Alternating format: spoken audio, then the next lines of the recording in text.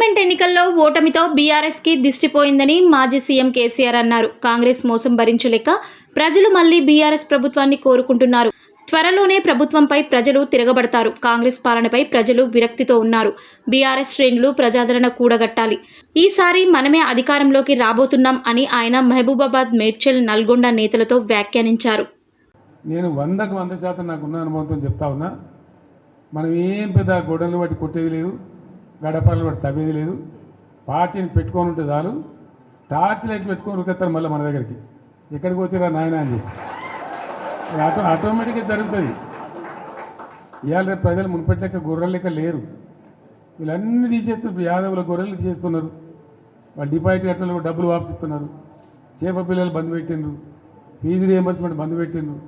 ఎన్ని రోజులు ఒప్పుకోడతారు ప్రజలు? వాళ్ళు చూస్తారు, టైం దాకా చూస్తారు. ఉన్నాయన్నీ ఎత్తేసి మేము 1, 2 ఇస్తామని 2, 4 ఇస్తామని నరికి అసలు మోసం తెచ్చినట్టు ఉన్నాయే పీక్ పారైతే ఇదేం అన్యాయం అని చెప్పి తప్పకుండా ఆల్రెడీ ఆలోచన చేస్తున్నారు.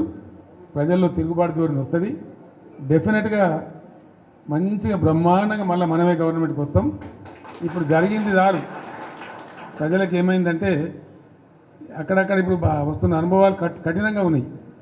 ఇక చాలనుకుంటారు. మళ్ళీ తప్పిపోయి కూడా కాంగ్రెస్కి ఏతరా బాబు అనేటువంటి అభిప్రాయానికి వస్తారు. కాబట్టి మనకి ఏం ఇబ్బంది లేదు. ఇప్పటిదాకా జరిగింది కూడా బీఆర్ఎస్ విజయగాథనే. ఈ పీరియడ్లో కూడా మనం పనిచేస్తూ ఉండాలా. తోచినంతలో ప్రజలు ఎంబడి ఉండాలా. ప్రజల సమస్యలలో వాళ్ళు ఎంబడి ఉండి పోరాటం చేయాలా. మీకు ఏదైనా మంచి చెడ్డ అయితే పార్టీ చూసుకుంటుంది.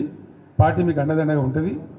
మీరు ఇంత పెద్ద ఎత్తున లార్జ్ స్కేల్లో మహబూబాబాద్ నుంచి, కొంత మన మేడ్చల్ నుంచి, మన నల్గొండ జిల్లా నుంచి నాయకులందరూ వచ్చినారు. చాలా సంతోషం.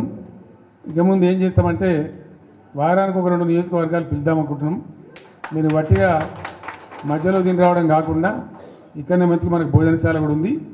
మీకు ముందే వస్తే చెప్పి వస్తే ఏమైందంటే 1000 మంది వచ్చిన బాధ లేకుండా ఇక్కడ మంచిగా భోజనాలు ఏర్పాటు చేస్తాం.